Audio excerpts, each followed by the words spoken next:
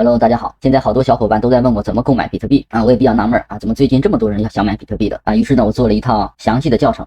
那么咱们重点来说一下啊，如何100%安全的购买比特币。如果你是新手，第一次接触数字货币的话，也不用担心，这个教程呢是零基础的入门必看教程，新手小白也可以理解学会。在接触数字货币之前，我给大家做一个高能警告：币圈的骗子和骗局非常的多。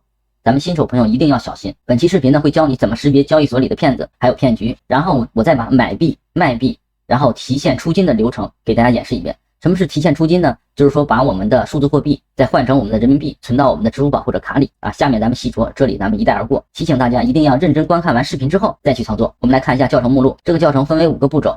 第一步是怎么注册交易所账号。第二步呢，我们要在手机上安装交易所的 APP 啊，用来我们方便我们的操作。第三步，我们要对账号的安全进行一下设置啊，这一步非常重要。下面呢就是如何购买 USDT。最后，我通过实战演示的方式，把买币、卖币、提现出金给大家演示一遍。第一步呢，我们需要注册一个欧易交易所的账号。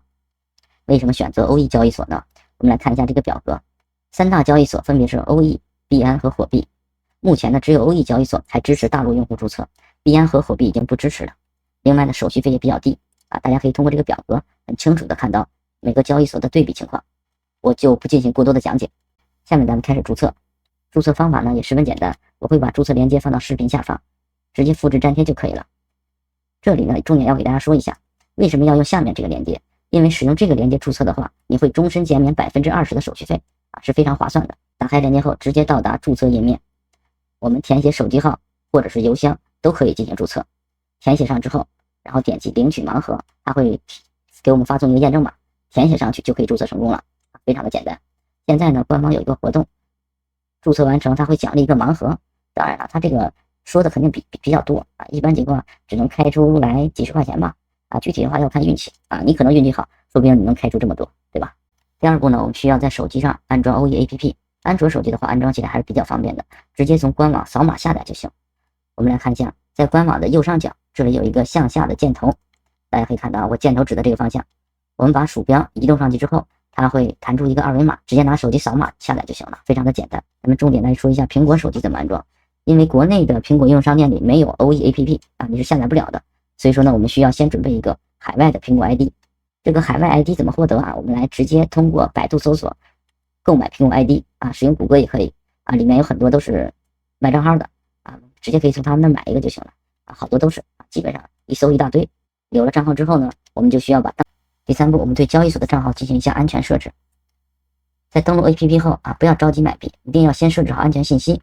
这里呢，我们需要完成2步操作，第一步叫身份认证，第二步叫安全设置。下面大家跟我一步一步进行操作。打开 APP 之后，我们点左上角，这里有身份认证。在身份认证里面啊，分为基础认证、高级认证和视频认证。我们呢完成第一项基础认证啊，就可以进行买币了啊。如果你以后的交易量大啊，你可以把这个高级认证啊进行一下认证。然后我们返回一下，看下面的安全中心。安全设置里面呢，它有4种选项供我们选择，有谷歌验证器，有邮箱验证、手机验证，还有防钓鱼码。我呢选择的是邮箱和手机啊，这里呢大家根据自己的情况啊进行选择啊，有的人喜欢用谷歌验证器的啊，就把这个打开。到这一步，我们的前期准备工作啊就已经完成了。第4步呢，我们就需要购买 USDT 了。到这里呢，很多同学就比较纳闷了，什么是 USDT 啊？为什么要买它呢？我们来简单的说一下 USDT 啊，我们的中文名我们把它叫做泰达币，我们简称为 USDT 啊。很多时候呢，我们通常把它叫做 U， 它呢是一种稳定价值的货币，1U 就等于1美元。我们账号里的 USDT 啊，是随时可以按照美元的汇率兑换成我们的人民币的。在我们的真实世界当中，美元就是一种通用货币，同样在我们的虚拟货币当中也需要有一种通用货币啊，那就是泰达币。那么我们需要购买比特币啊、狗币这些数字货币的时候呢，人民币是不能直接购买的，所以说呢，我们需要先使用人民币兑换成 USDT， 然后再使用 USDT 啊购买我们的比特币、以太坊啊这些数字货币，它呢是一种这样的流程关系。下面呢，大家跟我一起进行一下购买 USDT 的实战操作。它的流程呢，这里有，大家可以仔细的阅读一下。下面咱们看我操作，在 APP 首页呢，我们点击我要买币，弹出一个选项啊，我们选择 C2C 买币。这里呢有很多商家，我们可以从他们手里购买泰达币。这里呢大家需要注意一下，一定要选择交易量大的商家，防止呢我们的银行卡被封。我们来看一下交易量在哪里显示啊，大家仔细看，每一个商家后面都有它的成交量，大家看到了吧？我们要选择成交量高一些的啊，这个是6000多，我们再往下找一找，你看这个成交量只有59，这样的大家不要选择，一定要选择成交量比较高的。大家看这里呢有一个12000多的啊，所以说呢我们选择这个商家还是比较靠谱的。我们直接点击购买，我们在这里呢可以写入我们想要买入的金额，比如说我要想买1000的啊，我直接写1000就可以了，买多少写多少。写上购买的金额之后呢，我们直接点下方的购买 USDT 啊，我们直接点击下一步就可以。现在呢 APP 上提示请使用支付宝转账啊，不同的商家支持不同的支付方式啊，可以是银行卡、微信啊，或者是支付宝啊，当然了这个商家是可以使用支付宝的。下面呢就是它的支付信息，上面有提示啊，有我们的购买金额，有对方的收款信息啊，叫陈烨啊，对方的支付宝账号。我们呢打开支付宝，给这个陈烨进行转账就可以了。这里呢大家需要注意的是，一定要使用自己姓名的账户进行转账啊，否则的话对方会扣一部分的手续费，然后会把钱再给你退回来。这里呢大家一定要注意。假设呢我们现在已经转完账了，在转完账之后，这里需要大家注意一下，一定要及时回到欧易 APP 当中，点一下我已转账通知卖家，这样呢卖家就会及时的把 USDT 转到我们的账户当中。如果你没有点这个的话，过一段时间这个订单就会取消掉啊，我们的钱就会白转了。所以说呢大家一定要注意，转完账来点一下我已完成转账，就是这个按钮。这一点啊我重复了2遍，大家一定要注意。在你点完这个按钮之后， USDT 啊就会到达我们的账户当中。下面我们来看一下账户信息啊，我们直接点返回，回到首页之后，我们点击右下角的资产，就可以看到我们当前的账户信息。我这个账户呢现在有 99.99 USDT， 你的 USDT 到账之后呢就会在这里显示了。有了 USDT， 下一步我们就可以购买比特币了。第5步呢就到了我们的实战演示阶段，我将从买币到提现全流程给大家演示一遍。我们开始买币的第1步呢，就是需要把资金账户里的钱转入到交易账户。有的同学就比较纳闷了，都是我的钱，为什么有一个是资金账户，有一个是交易账户呢？这里呢我简单给大家解释一下。顾名思义，资金账户就是我们的钱在这里存放着，那么交易账户很好理解啊，就是我们拿出多少钱进行交易。比如说我们的账户中有1万 U， 但是呢我们不是全部都拿来进行交易，我们可以拿出1000 U 进行交易，剩下的还在我们的资金账户里存放着。下面咱们来看一下如何操作。在 APP 当中我们直接点资产，这里有一个资金划转啊，我们可以将资金账户的钱转到交易账户，同样也可以将交易账户里的钱转到资金账户。下面呢我们写入金额，转多少就在这里写多少啊，我们可以直接点最大，点击确定就可以了。我们返回看一下，现在资金账户里的钱就是0，交易账户就是 99.99。 下面呢咱们就可以进行购买数字货币了。我们点击中间的交易按钮，第一次操作的朋友看到这个界面会比较发懵啊，有好多按钮和数字啊。下面咱们简单的来说一下，在最上方这里是选择币种，什么意思呢？比如说我想买比特币，那么我们就选择第一个比特币，然后选择现货交易，也就是第一个。如果你想买以太坊的话，我们就在这里选择以太坊就可以啊，以太坊的缩写是 ETH 啊，我们就可以选择这个，同样也是选择最上面的现货交易。我们继续往下看，这里呢一个买入一个卖出啊，买入我们就点左边的啊，卖出我们就点右边的，很好理解。再往下看，这里呢是让我们选择委托方式，它呢有好多种委托方式，最常用的是限价委托和市价委托。这里呢我简单给大家说一下，市价委托就是以当前的价格立即成交，比如当前的价格是多少，我们看一下是1873，如果我们选择市价委托，我们就会以当前的价格立即成交。但是有的同学想等价格低一些了再买，这时候我们就用到的功能叫做限价委托，它的意思就是说等跌到我们想要的价格后自动进行成交。比如现在我们想等价格跌到1800的时候再买，我们只需要在这里选择限价委托，把价格这里修改一下，改成1800，这样设置之后，等价格跌到1800的时候就会自动买入。咱们继续往下看，数量这里我们不用管，我们只需要把金额这里填上就可以了。比如我想买1000 U， 我们这里直接写1000就可以了。那么1000 U 就可以买到 0.55 个以太坊，这里呢它是自动帮我们计算的，我们直接点入买入就可以了。当然我的账户里现在只有99 U 是不够的，它这里呢就提示余额不足。好了，买入操作呢我就说到这里，是不是非常简单？下面咱们来算一笔账，比如说我买入的价格是1600，等过了2天，以太坊的价格涨到了1700，这个时候我们来计算一下收益，是不是就用1700减去1600，就是我们盈利的部分，就相当于我们赚了100 U 啊，也就是100美金。假设咱们现在已经赚了100 U 了，想要把币卖掉应该怎么操作呢？我们来看一下，回到我们的交易界面，这一次我们是不是应该选择卖出了，对不对？我们选择卖出，下面的委托方式这里，我们选择市价委托，然后选择我们要卖出的数量。这里呢有一个滑动条，我们可以选择卖出50%，也可以选择卖出100%。100%的意思就是说把我们持有的所有数字货币都卖出。这里呢大家可以根据情况自己选择，然后直接点击卖出就可以了，是不是非常简单？最后呢咱们来说一下如何把赚到的 U 提现到银行卡、支付宝或者微信这3项都是可以的。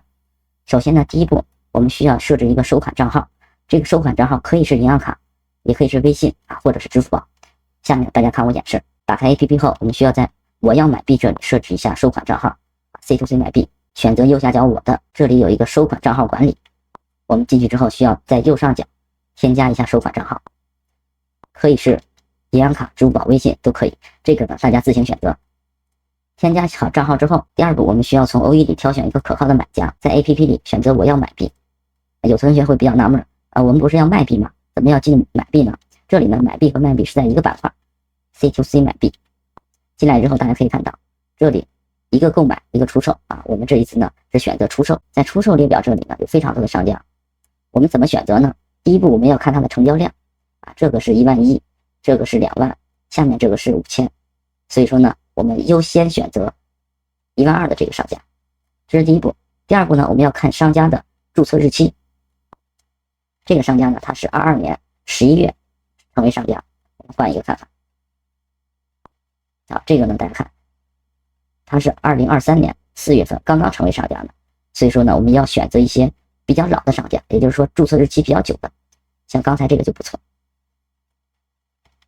浩宇商行12000的这个就不错，注册时间也够久，然后呢成交量也非常高，像这样的商家就是比较靠谱的。下一步我们直接点击出售，在这里写上出售的数量，然后点击出售就可以了。我们来试一下，我写一个2U，然后点击出售，然后出现一个确认窗口，我们直接点卖出。这个时候买家那里就会收到订单信息，我们呢只需等着他给我们转账就可以了。一般情况呢只需要2分钟，等他给我们转账之后，我们的界面就会变成这个样子，买家已付款。这个时候大家一定要注意，千万不要点击我已收到付款。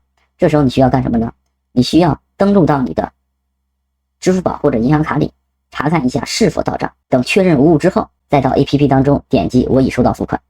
点击这个按钮之后，你的 USDT 就会转到对方的账户当中，就完成了。我再给大家强调一下，在卖币的时候一定要亲自登录银行卡或者支付宝，查看是否到账，到账之后再来点击这个按钮我已收到付款。这里呢大家一定要谨慎，因为你只要点击这个按钮， USDT 就会转到对方账户当中。这个呢就像我们淘宝买东西的时候确认收货一样，所以说呢大家一定要注意。到此为止呢，我们的入门实战教程就已经结束了。大家有任何问题呢，可以到视频下方进行留言，我会给大家一一解答。想要了解更多币圈知识的小伙伴，可以关注我的频道炒币大师兄，每天都会给大家分享最新币圈资讯。好，谢谢大家的观看。 Because it's like the logic was good, right? It's just slight small issues, right? And you can maybe if you get warmed back up into the game, you don't make them again. I'd be surprised if we saw this level of awkwardness from Spirit 2 games in a row. I'd agree. I think that's true. I will say they didn't really change too much at all from the bans. We got the Pango, the TA, Brewmaster. It looks like targeting a lot of collapses pool here. I'm curious. They get rid of Puck. Okay, I have strong feelings about this Puck hero personally. They grabbed the Invoker though. This was overall first ban to last game. Yeah, we're gonna see it be able to shine in this game. A lot more active for sure. It plays on Vessel, plays on being in the face of your opponent to some degree. Yeah, we'll see how BetBoom wants to utilize this hero. But the Puck ban, it's maybe just we don't like playing against Puck when we have Invoker. Of course, Puck can phase shift the cold snaps, can orb out, can just always annoy the Invoker, be on top of him, force him to Ghost Walk earlier than he wants to, which prevents him from casting that next big ticket spell. I'm not opposed to the ban, especially when Spirit could easily pick Puck here and then protect it as well a little bit with the bans. We'll see how they want to respond though. Plenty of options available. Of course, Gyrocopter's still here. All of like the Zoo-esque heroes are still in play if they want to play that type of game. Many options, and just a first phase PA. All right.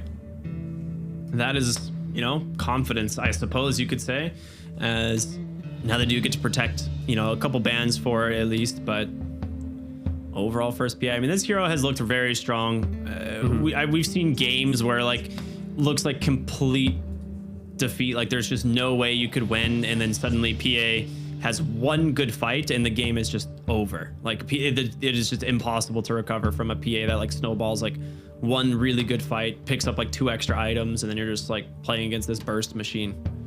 I think if Spirit just can load up the webcams real quick and see GPK yawning, they just can pick some long game. Like he's falling asleep right now at his PC. It's a struggle for him. And this guy really loves his apple juice. Yeah, he's secretly it's actually just saves. He's just stealing it. It's like I draft my juice. You play your juice. It's communal juice. Again, for Spirit though, for like the first phase PA to be picked like this, you clearly need to be like, okay, this is the hero of the patch, right? Same concept with Sven, BetBoom. They loved to first phase it. They did it throughout BetBoom Dacha. They picked it against Quest earlier today because it is such a powerful carry that doesn't have a lot of easy counters. And I think PA easily falls into that category. You have Battle Fury, of course. You can then go for Deso, Ags, BKB. When you have Ags, it's super easy for you to constantly blur into the face of your opponent, nearly into like melee range before it breaks. It's so obnoxious. That's one of the heroes I'd like to see nerfed pre-TI. Just increase that buffer range just a little bit. You don't have to change anything else. Just prevent her blur initiations because it's very. I think you just get rid of the fade time on it too. Like it feels like sometimes like she blinks in, gets like 2 auto attacks, and someone dies before the blur even breaks. Sometimes. Yeah, that's true. Especially when it's like bouncing between 2 out of position supports, right? It's like dagger 1, kill, jump. It can be annoying, but yeah, Team Spirit, they respect the Legion Commander from Pure. It's a pretty good ban. Of course, against PA, trying to, like, the thing with PA, she does so much physical damage that going for like, the Venge, the Underlords, like these heroes, they don't do enough. Like, yes, they remove her damage, but she does so much into the thousands that it's like, yeah, sure, you pick it, but I'm now like 20% weaker in such an obnoxiously high range of damage. I'm not like other cores that are like limited. And this lane is very, very good. Go back for Ancient Apparition. Yeah, it's a good lane. It's a very classic lane. A lot of spam. Like Vortex, Chilling Blast, not Chilling Blast. Yep, the spell that I forgot the name of. Oh, well. Chilling Touch. Chilling Touch, there you go. I would really like to see Axe here. Like, just, like, it's one of those things that, like, you have to, like, the only thing that kills PA is herself in the late game, right? Like, is a blade mail. Damn, so real, so real. So it's one of those things that, you know, that's why they get rid of the Legion. I wonder, I know Pure likes to play the Axe. If you could pick like an Axe +1 that could really punish this lane, or if you want to go for something like Primal Beast here that just runs at them under the tower. Yeah, I don't mind the idea of like Axe Willow, Axe, just, yeah, Axe Rubik as well could be pretty good because then you have a soft amount of damage reduction. But no, I'm a big fan of the Axe. Oh, baby, let's go. Shout, good shout. I may go for the Willow. Hell yeah, we did it. Dude, we're so good actually. Can we, okay, I was going to say, can we high five? I just forgot we're like thousands of miles away, but it's okay. It was we can store that high five. We'll use it at some point in our life. I'll see you in Seattle. We'll do it. We hope. Copium. Anyways, Spirit, what are we doing? I mean, you have to like, you have to kind of like ignore this Axe and go for some Space Makers, right? Yeah. So they grab Kunkka, good into the Invoker matchup for sure, especially with the new like Kunkka build. I love it. Just Blade Mail, Shard, Octarine. Like it is so annoying to play around. Yeah, especially because you are a hero that creates so much noise that PA, who already is a very hard hero to CC down, you're now throwing in the likes of the Torrent Storm, the Tidal Waves, the boats. It's like PA will have free access to jump on whoever she wants because you're reacting to the full water park. And okay, I was thinking for Spirit, I was like, okay, you either go for a 4 position that can buy a Yules early on, so when Axe is still in that Blink Blade Mail era of his itemization, he can't then go, okay, I'm killing PA every time, right? Instead, don't opt on items to be that friend, go for a hero that just naturally does it the entire time, get Venge with a swap, so now you have a way to at least reposition PA a bit further away from that Axe. And the same support duo coming back out from BetBoom, it's Phoenix and Willow. I would argue that we didn't see a lot of successful eggs in the previous game, but this time around, there's no egg hitter, so we should be seeing Toronto Tokyo pop off a little bit harder this time around. Yeah, PA does not want to commit for an egg, right? That just seems really bad. Yeah, just yeah. the worst thing that you could do on this Euro. So we'll see if they actually can address it from the off lane. I don't think they can. Like, they're mostly looking for what I would guess would be like a melee initiator of some type.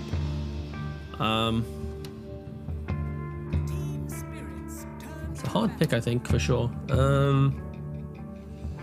The Naga Siren ban. I think Night Just Stalker not dealing with is a GOAT pick. I think Night Stalker is pretty good for Team Spirit.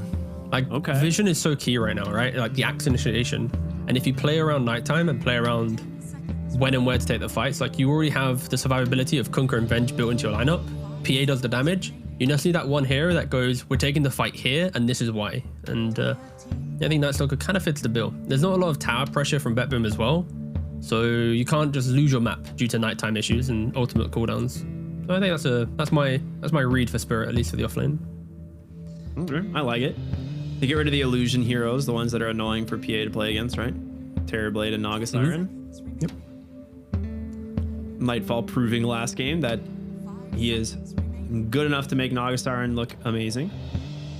Yeah, I think for Nightfall, he just demonstrated a consistent understanding of the game outside of the fight, right? And I think a lot of players watching will just look at Dota as one-dimensionally. It's like, can you win the team fight? And he was showcasing that on a Naga Siren in a game where he can't really pump out damage.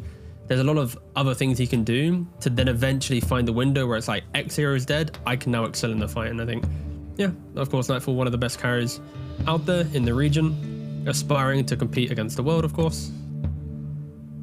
And they have one more ban. Couple options in play here. I think, of course, Primal's still there. I still think Night Stalker is extremely good. Yeah, I agree. I like the Night Stalker a lot. That's also a collapse hero for sure. You go to the Darks here. Okay. Okay. It depends on what BetBoom go with that carry. Like, there could be some like semi-active style of play where they go for like a Monkey King, and then you just run over your opponent and don't give them any time. Like, that option could be really good. Ooh, good. Man, I was worried about the Medusa here. It's like when you get rid of Darks here, it's like there's a few heroes that come to mind, right? Yeah, that's true. That's actually very true. The Darkseid ban into Medusa, like PA, she does a lot of damage, but into a Butterfly Medusa, that timing could be a little bit annoying. And also for BetBoom, their mid-game grouping will be insane. Like, they'll get Aegis and walk down a lane. If PA tries to take a fight, Axe is there. Of course, PA way down the line will always be able to annoy her. Slow movement hero, dagger spam. Like, we've seen the clips of Wraith King die multiple times in a row. Dusa can eventually get to that same awkward situation of, oh, I've just been daggered 4 times. How do we end? Yeah, for Mars. Okay. I mean, that's just a good pick. Yep. It's just a standard good old collapse Mars. And I like the pivot there. I think because of the Medusa, Night Stalker would have been too awkward. You would have never killed and never threatened her. So go back for the Mars. Yeah, rounds out your lineup quite nicely. I like it. This will be... I mean, they just have so much control in team fight on the side of Spirit. Between this Mars, the Water Park, Ice Blast, like, it's not going to be easy for BetBoom to take these 5-5 engagements, but their pickoff potential seems pretty high. Like, once Axe has, you know, Blink Blade Mail and GPK, if he has enough points in Exort, like, just Blink Blade Mail into Sunstrike should kill a lot of heroes. I think for Spirit, positioning will be key. I think if Mira gets dragged around into too many awkward engagements, that will give BetBoom access to, oh, we've killed PA once or twice off of smoke. Venge wasn't in position, or if Lal thinks he's too tanky, and yeah, I think this is a very different game from last one. Spirit, in the previous one, it was hit 20 minutes and just ride that wave and go win the game. Don't throw it, lol. But this time around, it's going to be, I think both teams, it's the race to how can they activate their carry, right? Like, how soon can PA get to her Fury, Deso, Ags, or BKB? How quick can Dusa get to Manta, Butterfly, right? And whoever gets to that stage first will be looking towards the Aegises, looking towards like just the bigger picture stuff. But yeah, Pure on his Axe and Collapse on his Mars, like these are some big hero player combinations. Oh yeah. GPK Invoker. I mean, this is just gonna be a fun game. There's gonna be a lot of to watch for in these fights. They're going to be absolute chaos. Yeah, I need you to call out every spell, by the way. If you miss a single spell, I will be full spell names. Taking this up to higher management. Yeah, no, of course, of course. Yep. You're not allowed to say. I can't just say X, I need you to throw some hero player names too. Water has been used. Fire. Just keep it super generic. Yeah. Just elements.